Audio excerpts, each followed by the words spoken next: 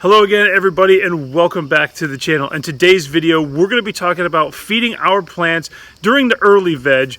But before we get into today's topic, folks, if you wouldn't mind, if you're new here to the channel, please consider subscribing.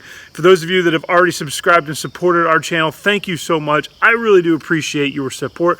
If you guys are looking to support our farm any further, go ahead and check out our website links in the description below.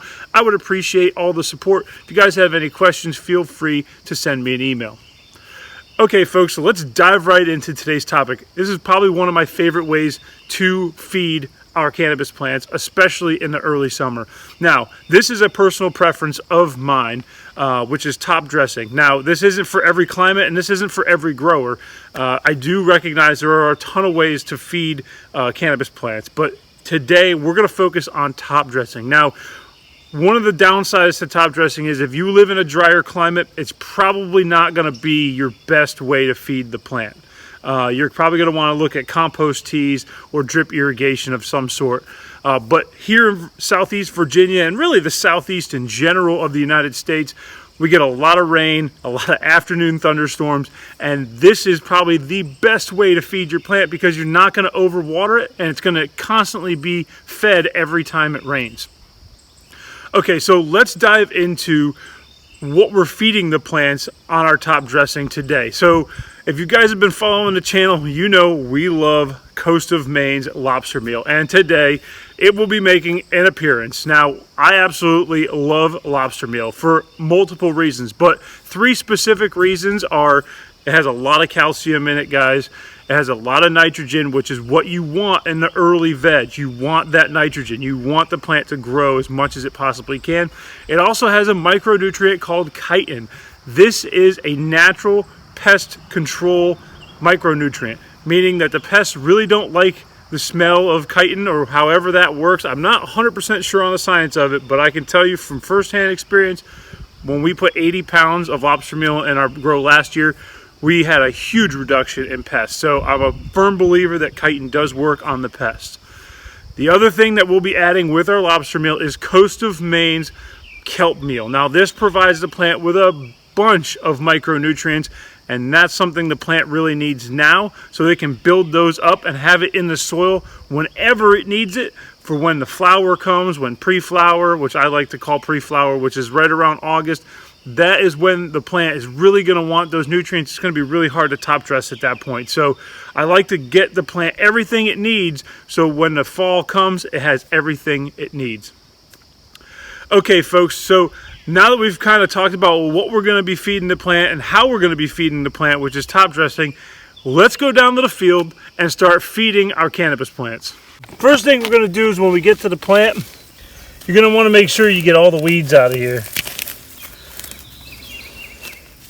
So we're just going to quickly weed around the plant. Now, if you're in a pot, you probably won't have this problem, if you're using potting soil or something like that. But being in the ground, a lot of times the weeds like to grow around the plants.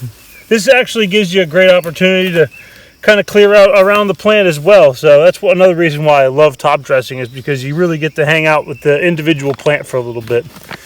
Okay, so first thing we're going to do is we're going to be using the all-purpose kelp meal. And we're going to be doing about a quarter cup of it, I mean, it's not an exact science. Then with the lobster meal, we're going to be doing about 3 tablespoons. Just a quick shake, nothing crazy. And then what I'm going to do is I'm going to take my hand, and I'm just going to circle it around the plant base.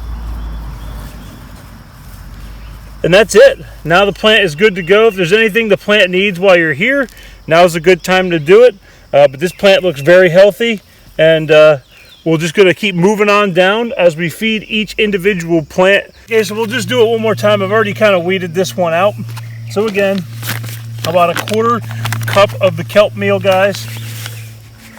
Now, the good thing about kelp meal is you really can't overpower the plant with kelp meal. It's a 101, so it's pretty weak as far as like being able to burn the plant. I wouldn't recommend dumping a whole bag on a plant, but you can really go a little heavier if you're worried about micronutrients. Now, with the Coast of Maine lobster meal, you can overpower. So you want to be careful. 3 tablespoons, I would say a 1/4 cup max of this per plant. And this really will benefit the plant quite a bit. Again, we do about 3 tablespoons, knowing that if we go a little over, it's not going to be the end of the world. And then we just do the same thing. You spread it around, and the next time it rains, this plant gets fed. And that's just one of the benefits of top dressing these plants, is that they kind of feed themselves throughout the summer once you top dress them. Well, folks, that is how we feed our cannabis plants here in the early summer. I really hope you enjoyed today's video. Again, top dressing, not ideal for drier climates. You're definitely going to want to look into compost teas. Go ahead and check out those videos on our channel. But if you guys have any questions about what we did today or some of the process, go ahead and leave a comment below. I'll be glad to answer and help you guys out as best I can.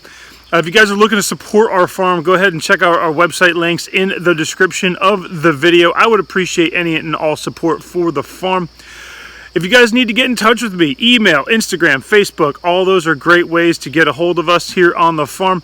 But that is all I have for you guys today. So I hope you all stay happy, healthy, and I will see you in another video.